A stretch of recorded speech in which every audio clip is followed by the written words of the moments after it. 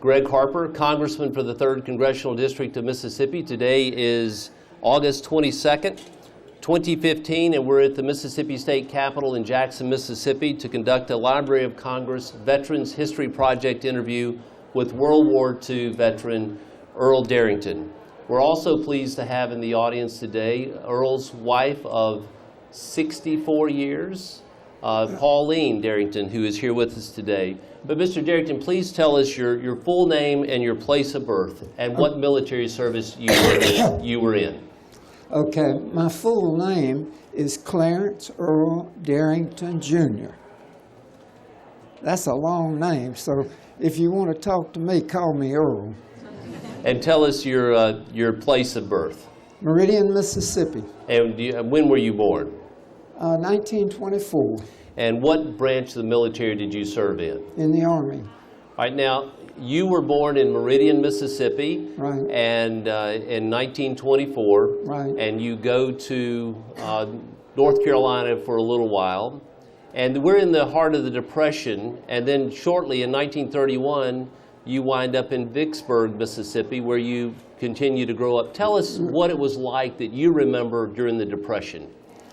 Well, I remember during the Depression that my mother and father were always very, very frugal, and that we as an individual family did not go without anything we needed to eat or anything else that we needed. Might postpone it a little while, but we had everything that we needed. I think one of the things that it stands out in my memory at the present time, at the present moment, is we lived on Clay Street in Vicksburg, and the railroad east and west was a little ways behind my house, and the hobos would drop off of the train and had a path through the woods behind us, and they would apparently had my mother's back door marked, because they would come knock on the back door and ask for food, and my mother never refused to give any of these men food. And so this was very impressive in my young age to know that our family helped other people. Mr. Derrington, when you're growing up, where did you go to school in Vicksburg? St. Aloysius, the old St. Aloysius on top of the hill, the Brothers of the Sacred Heart. So you're born in 1924. Right. And you're a young teenager on December 7th, 1941. Right.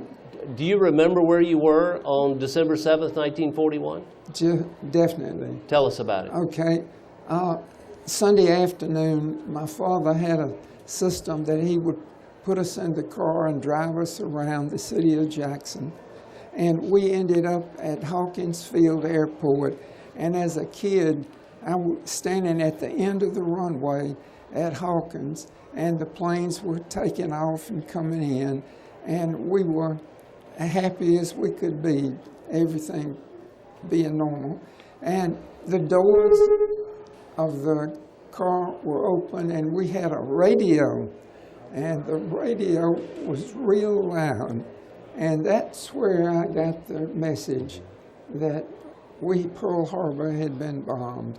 It didn't mean a lot to me at that time, and all of my friends said that this thing would be over before I'd ever get into the war. Little did I know what the future was. Yeah, it wasn't over very quickly, was it? It was not. And it left it, obviously, understanding it as a then 17-year-old versus 16 or 17-year-old, and then to see what you were doing just a couple of years later. Tell us what happened. So you would have gotten a draft notice a few years later, is that right? I did get a draft notice. Tell us about how that went. Well, I got a draft notice really before I was out of high school. And Mr. Wells, H.G. Wells at the draft board down there, he told my father, he said, "I'm sorry, I've got to put your son in the draft, but I got to fill the quota." And so I was drafted into the military when I had not finished two credits in high school. So I went into the military without finishing high school. And this was, of course, not happy. They sent me a certificate when I finished basic training and said, you know, you're qualified. There's more to that story. Yeah. Well, there's some things this has put you in a situation where, as you reflect on what happened to put us in the war, December 7th, 1941, fast forward a few years later, and you're in the middle of this war that was supposed to have ended very quickly, according to your friends. Tell us where you went for basic training. I was drafted and went into the military at Camp Shelby. And from there, I rode a troop train to Camp Holland, California, out there. And I was assigned to the 822nd Anti-Aircraft Artillery. And I must tell you, the training in the Mojave Desert, we got to be real great anti-aircraft artillerymen. We were well trained, we knew what we were doing, and it was a pleasure to know that we were doing the job, even though I was not a volunteer. You know, I did my duty and what I was supposed to do. And so... But that training took place at Camp Carson in Colorado, is no, that, or where were you for that? Then they decided they didn't need anti-aircraft artillery people, so they sent us to Camp Carson, Colorado for mountain training. And mountain training, we had no idea, but we went up and down the mountain testing shoes and what have you. And that was about 6 weeks of training. When we finished the mountain training, they sent us to Camp Pickett, Virginia, and that is where I joined the 78th Infantry Division. Tell us a little bit on the history of the 78th Infantry Division. Was very active in World War I, but was it mothballed after that, right? Right, and now what happened was the 78th Infantry Division was a training division. And they would bring men in and train them and ship them out to other divisions as fill-in people. And that was, they were at Camp Butler. And this went on for ages and ages. And this particular time, when they shipped us into the 78th Infantry Division, it was for keeps. And we had men in the 78th Infantry Division that they were pulling out of ASCP College, that brilliant people that were being brought in as fill-ins through the division. And we had all kinds of people in the division, and they weren't too well informed as being an infantryman, but they were assigned to the infantry companies, and that's what we went overseas with. Let me just was with for everybody. a, we didn't really get to know all of the people in our companies and through the battalions. On both, I can ping pong it. Okay. Mr. Derrington, I think what we're going to do, just to make sure the folks that are here in the audience, hearing this interview, I think they can hear better off this handheld. So we're going to ping pong it a little bit between us and just kind of pass it back and forth, or I'll try to hold it for you where you can hear real well. We'll do it that way. But here's my understanding. So you've been trained in artillery. You've been through mountain training. You've been through desert training. You've kind of been through the ropes, haven't you? I had more training than most of the people that was in the company, but I was still green as grass as far as the military was concerned. And what was your question? Well, you were trained in every area. You really thought you were going to do artillery, and you wind up doing something completely different. You're in the infantry. I wound up being a foot soldier, friend, and I do mean a foot soldier.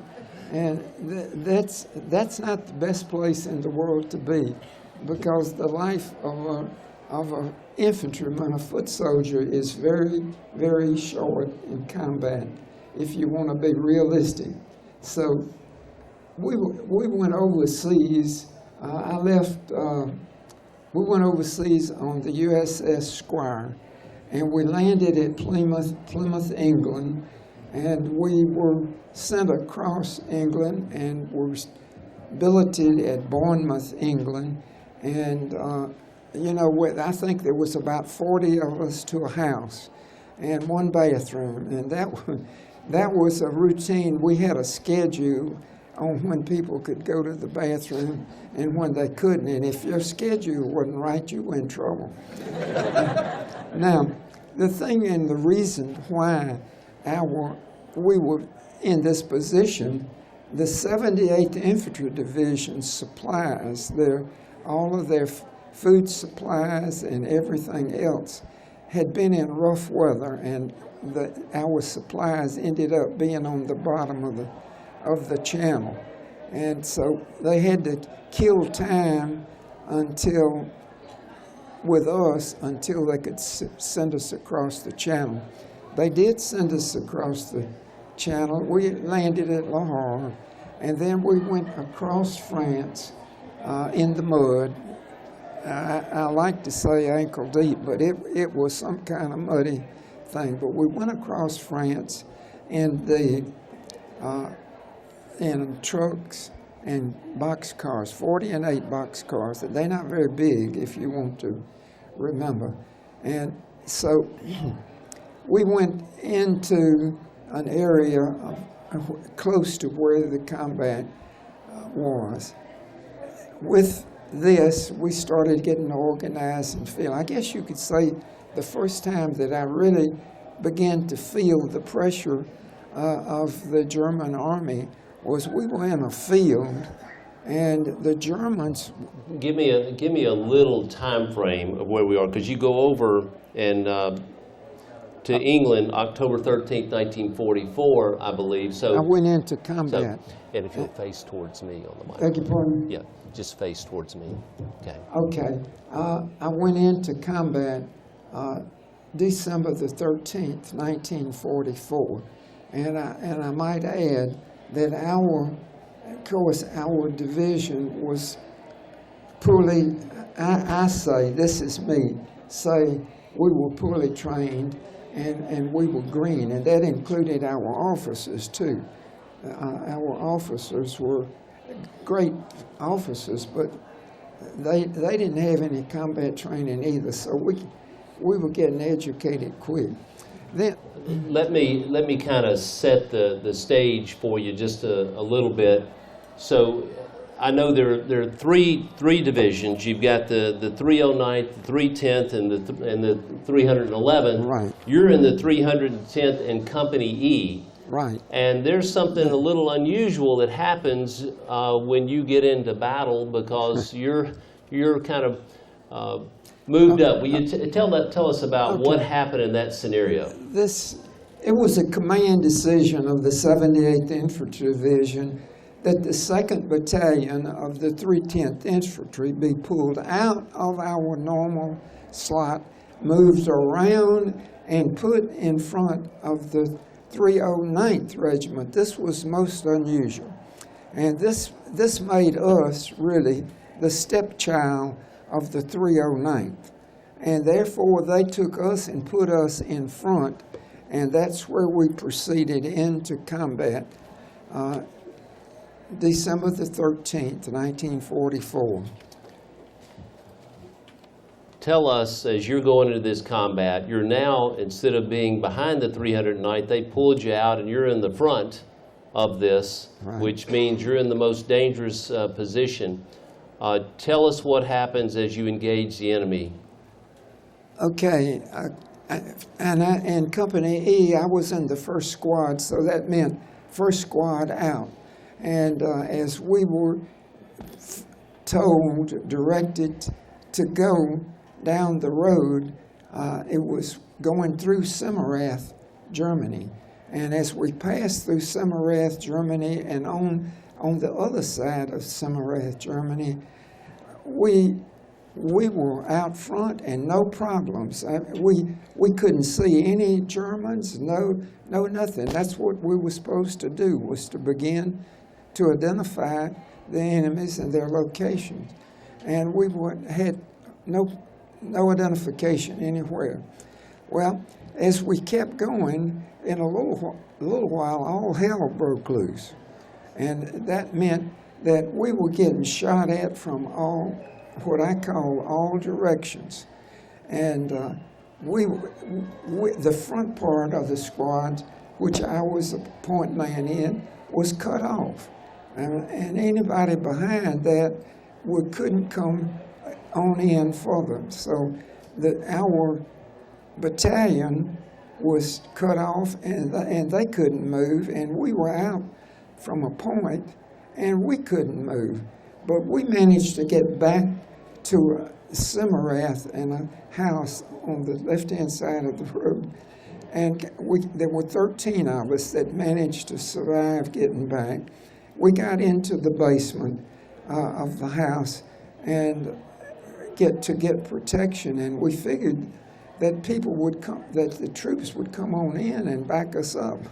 But brother, they didn't back us up. They left us hanging, and so we ended up being stuck in a basement for a night. Well, the Germans were extremely well trained. They knew what they were doing, and we were beginning to get educated, and we were beginning to learn fast too.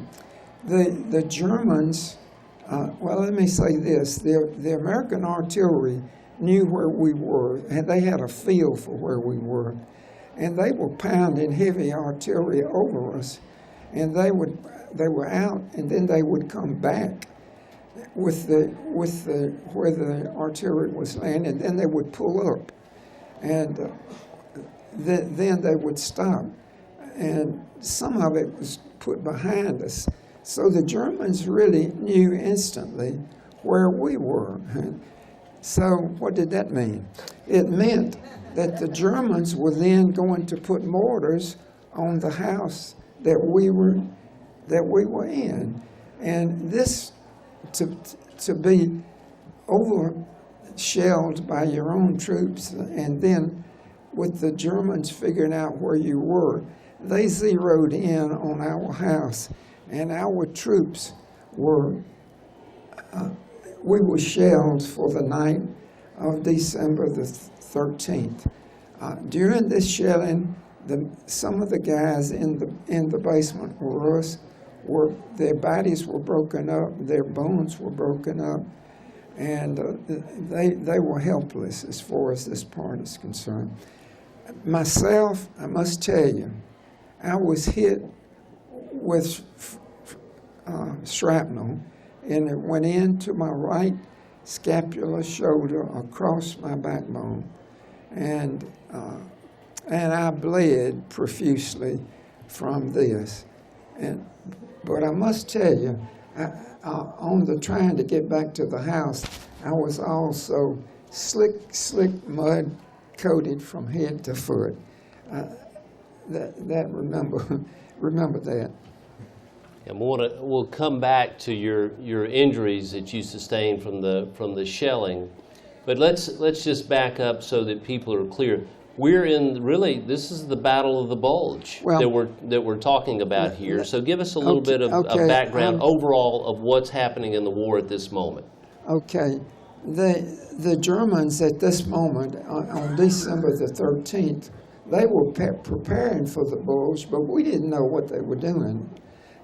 Being a private, you don't know the master plan, and so I mean that's the truth, and so we did not know what they were doing and what they were interested in, and that's the reason they cut us off and let us come back into the house was they had intentions of automatically taking us as prisoners, because that was their intent. And the next morning on the 14th, as the day went through, after they got through shelling us with mortars, the Tiger tank came down the road with the biggest barrel I have ever seen in my life. It was huge. And the tank man pointed that tank barrel at us point blank, and that's what we were looking down, was a Tiger tank barrel with a huge flash hider. And man, if you had one brain in your mind, there's one thing you knew. If that thing went off, we were dead. So we ended up having no choice as to becoming a prisoner of war. So, staring down the Tiger Okay. tank, there are 13 of you that have survived at this point, and so take us from there, Mr. Derrington. Okay, let's go. The Germans took us to an underground bunker, and the reason for the underground bunker, where they had other tanks and they had many German soldiers, and in the underground, we were interrogated, and what they were trying to find out was everything they could about these green troops that was just put into combat. And they were interested in everything you can think of, and they asked all kinds of questions. But the thing that I want to leave with you is this. They made ridicule of us being such green soldiers that the German officer, very polished, very well dressed, and very fluid, did talk to the German troops, and paraded us up and back and forth so that the German soldiers could see how dirty and muddy we were. And I was picked out of the group to be paraded back and forth before all of the troops. And what they wanted me to do, I would turn front ways one time, and they could see how muddy I was. I was a coat of mud. And then I had to turn around and let them see how bloody I was on the back. And then the German officer, as well trained as he was, he would make big jokes out of Americans being such poor soldiers. And the troops, of course, would laugh and go on. And this was his way of preparing their people, I guess, for the Battle of the Bulge. Now, the Battle of the Bulge that we're talking about was on the 16th of December. That's when it was kicked off. And as such, the time from the 14th, I was back into and went through across the Royal River in a boat, and I can't swim, and through the troops. The Germans had lined up their tanks and their trucks and their supplies and everything, get ready to take off on the 16th. We did not know that this was the Bulge operation, but that's what it was. And so I was in with all of their tanks passing through the buildup of this particular group on the 15th, I guess it was. And this was quite enlightening. And I would like to point out one thing, that this observation was so important, was they were absolutely using every ounce of gasoline that they had to the fullest extent. They had hose pipes, and they were taking it out of one truck and putting it in another, with draining it to equalize their. And it was obvious at that time that they did not have a supply of gasoline that was really needed for what they were fixing to do. Now, if they had our gasoline supplies, we might have been speaking German today, because they were fierce fighters, and we were up against, I think, the German elite troops, and they just outfoxed us when we were sacrificed so that they could get information.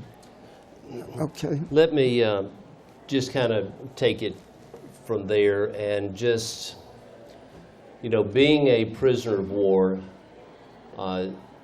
I can't imagine that you've been in control of your life. You've certainly subject to command of officers, but now you are completely your life's turned upside down. You're wounded. What is it? Describe for those here what the feelings are for you as a prisoner of war. Being incarcerated at the time of being taken a prisoner, I got it. regardless of who you are or how many you are, this is the one time in life that you are completely, utterly helpless. And about the only thing you have any control over is you might blink your eyes. And otherwise, you are told everything to do and what you can do and what not to do. And one of the German soldiers told me, says, look, do everything I tell you at the second I tell you, because if you don't, you and I both are going to get shot. So they meant business. There was no exception. You've obviously sustained a very grave injury. You are wounded severely. And tell us, as you're there, you've been bleeding. You are in need of medical care, and they're not going to obviously take you to a hospital. Tell us how God provided care for you in that situation. I was moved into Stalag 6G. This was a stalag where the prisoners would go through and then be assigned to other areas and worked back further into Germany and put on work details and that sort of thing. At 6G, they had a little infirmary there that was supposed to be an infirmary, but they had no real medical supplies or anything else. So I did not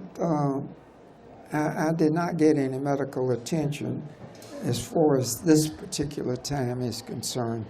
And this 6G history is a history that I would like for you to know about. Sure. Because in the daytime, the way we passed our time was watching the American bombers fly over and bomb. We would go out in the yard and cheer the bombers going over and dropping the bombs. Well, at nighttime, it was a little bit different.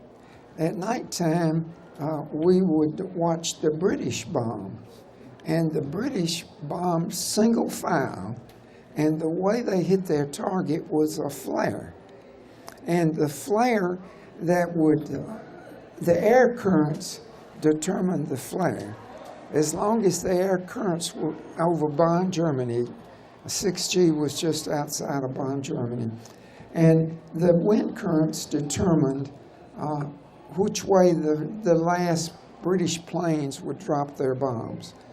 And at 6G, the first time this ever happened, they bombed with a phosphorus-type bomb that really burned the buildings. And my buddy and I, buddy from Alabama, and the burning was through the wall, and we could hear it burning fast. So he jumped through a window of glass and went out on the ground, and I was right behind him. But he went out the window without his shoes, and he went back into the burning building and got his shoes and got back out.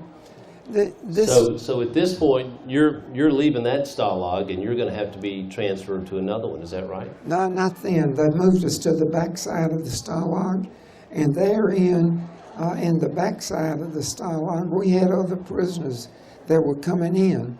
And in the prisoners that were coming in to the back part of the stalag was a medical doctor, surgeon, and his medical team that had been taken prisoner of war while they were in the operating room.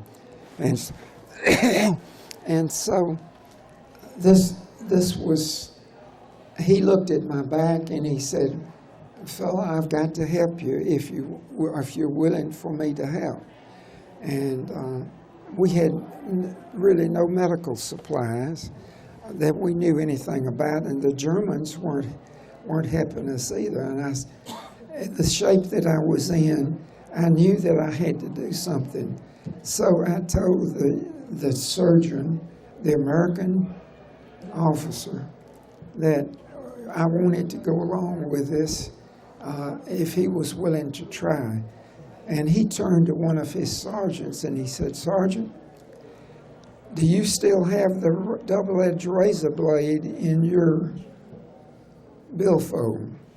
And the sergeant said, "Yes, sir, I have, but wasn't planning on using it for what you're thinking."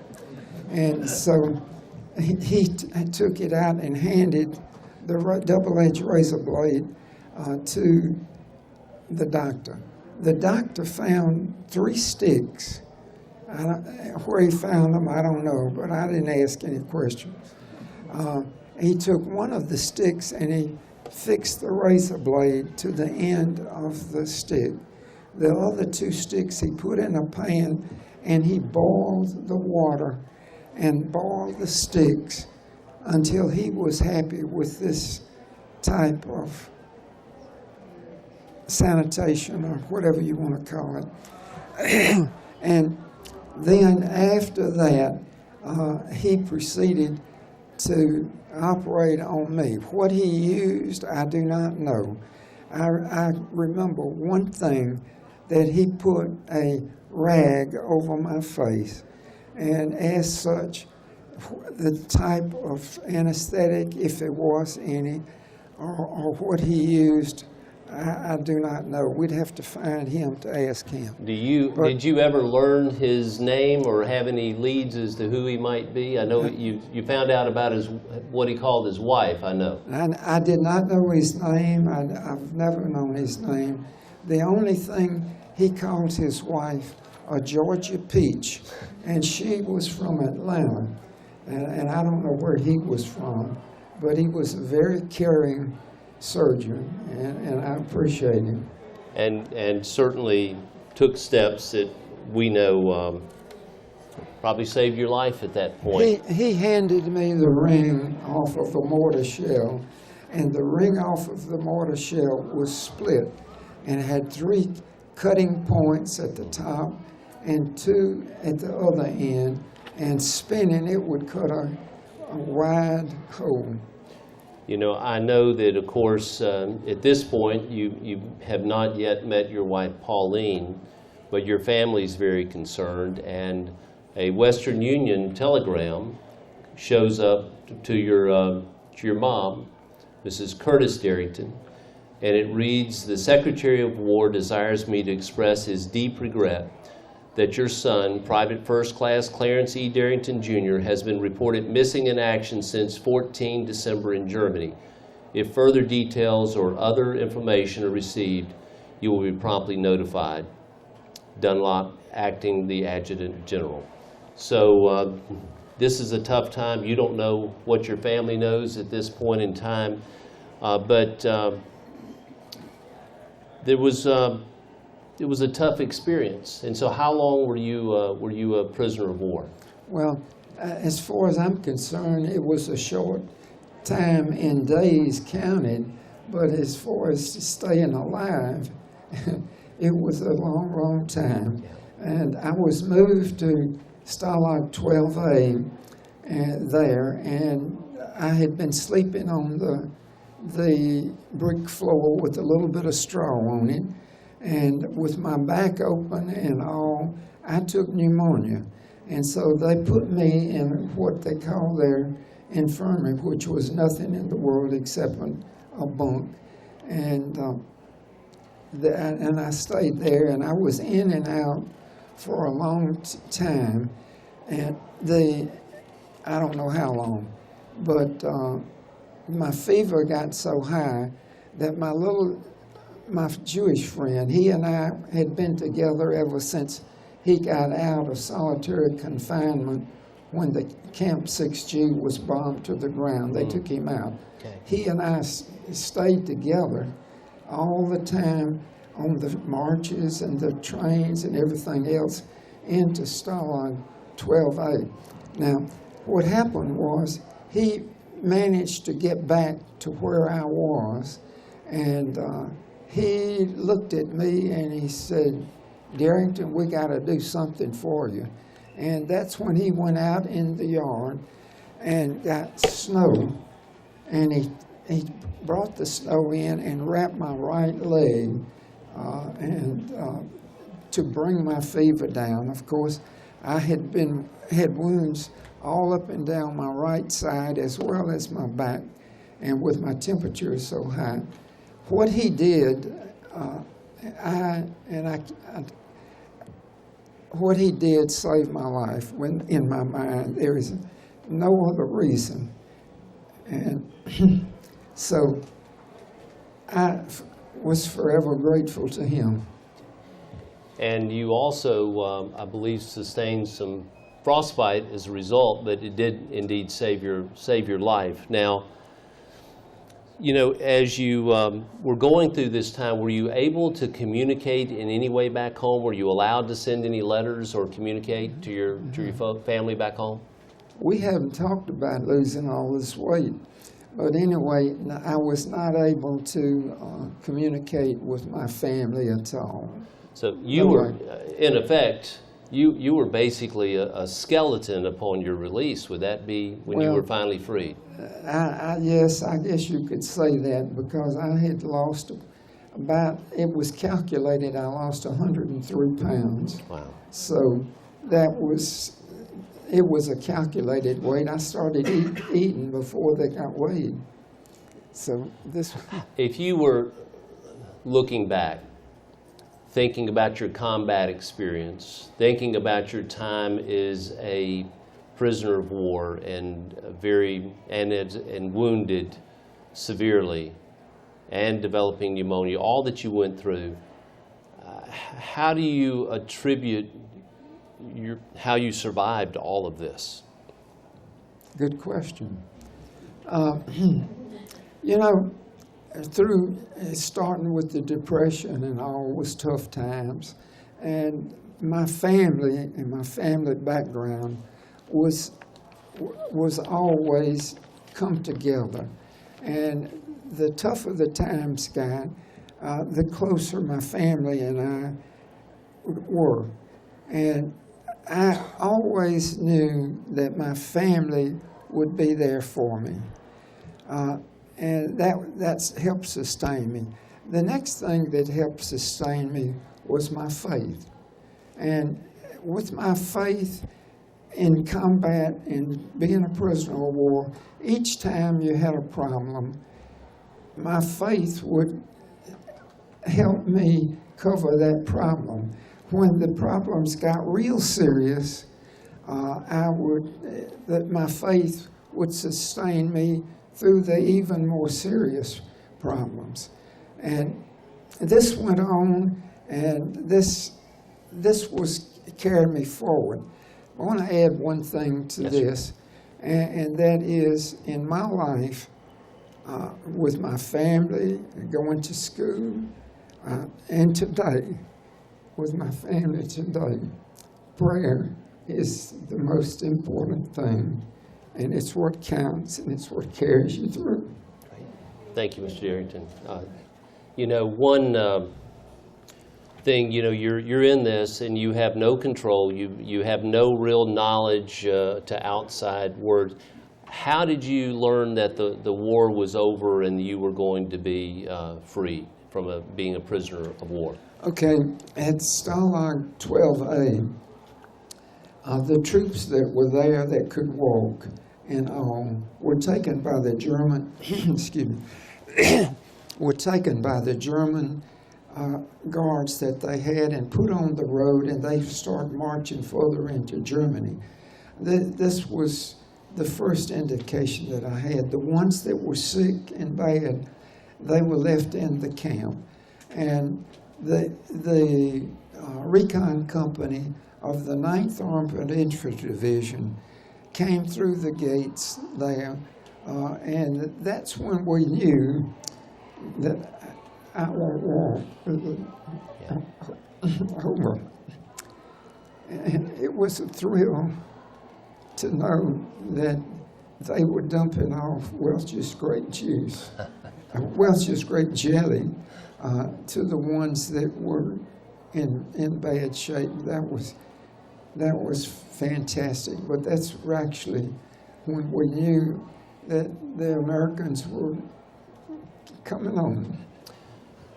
You know, back home too, your family got another Western Union telegram that was a very special one. After this, it says, a casualty section of War Department has just advised that your son Clarence was returned to military control on April 4th. And how excited your family must have been during that time. Tell us about how you got back home to Mississippi from there. Well, let me tell you this.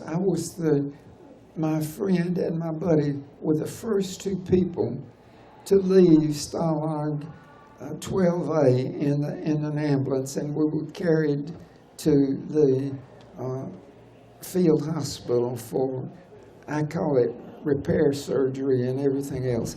I was carried back to the 48th General and Hospital and stayed there for ages. Wow. And then I was flown to the United States. I came in here to Foster General Hospital, and I stayed in Foster General Hospital basically until December of '45. I was discharged at Camp Shelby.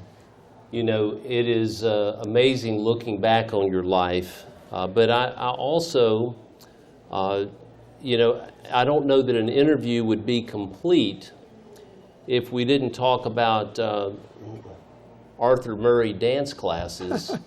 And I want you to share with us, you're back in town, it's a few years later. Tell us when and where and how you met the love of your life, Pauline. Oh, how about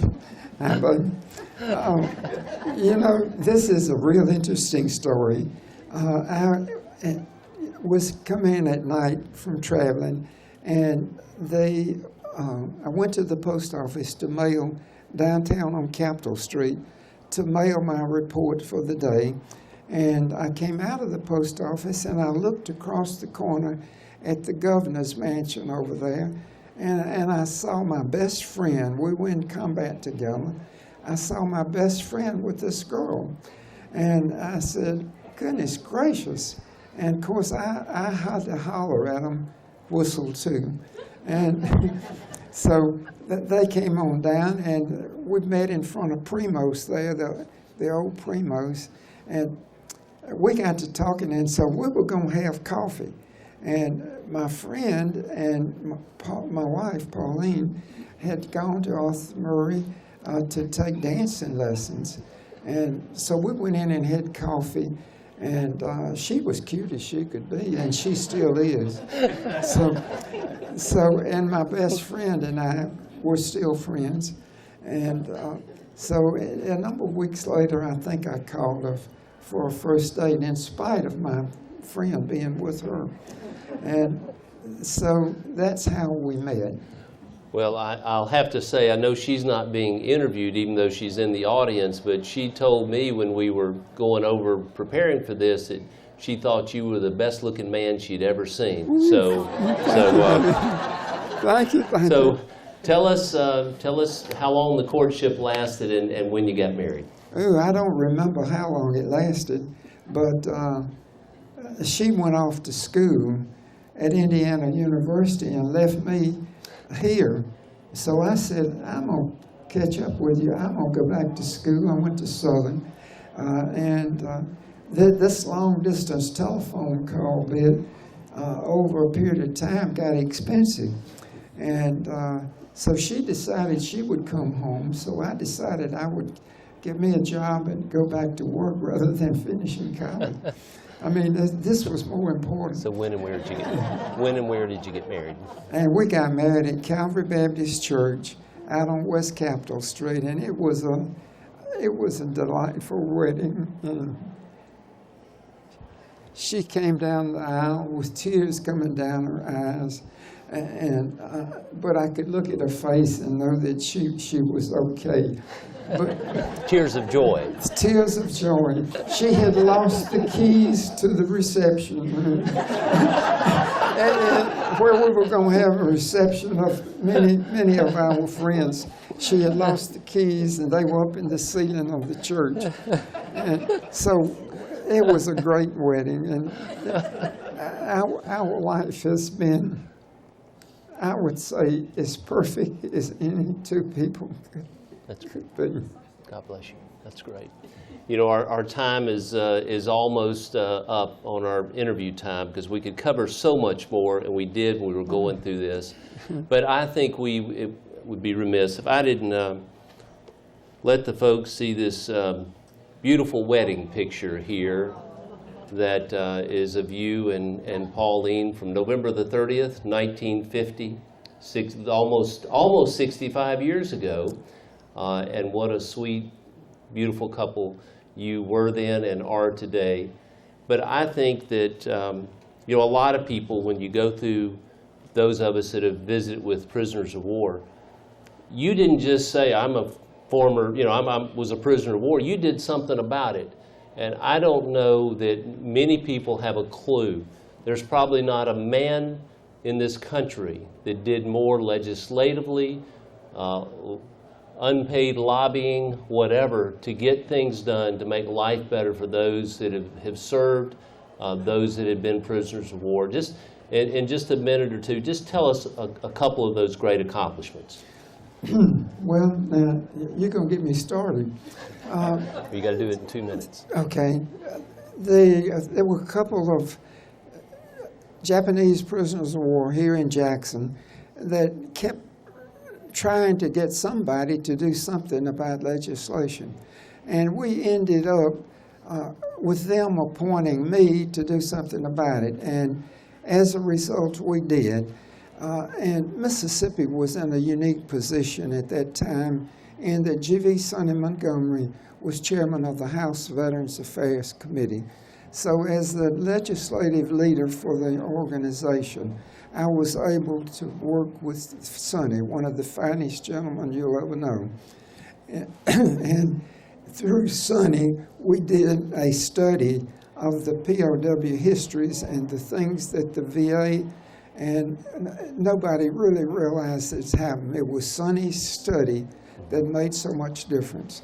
And thanks to Sonny, the POWs were taken care of. And we certainly give lots of credit to Mr. Veteran G.V. Sonny Montgomery. But there's no doubt that if Sonny were here today, he would give you such great credit for everything that you've done and those accomplishments to make life better for everyone else. And Mr. Derrington, it's a small token of my appreciation and our office's appreciation. We have had a flag for you that we will get to you, so you don't have to worry about carrying it. It's kind of heavy. Okay. But it is a flag that we had flown over the United States Capitol in your honor, and we thank you today for your great, great contribution to our country. Thank you very much. That's good.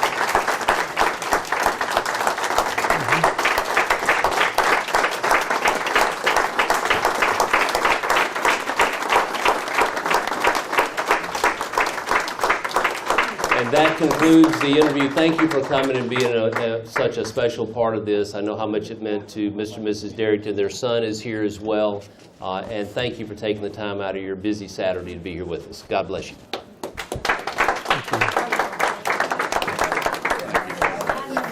God bless you. Thank you. Thank What a you. special day.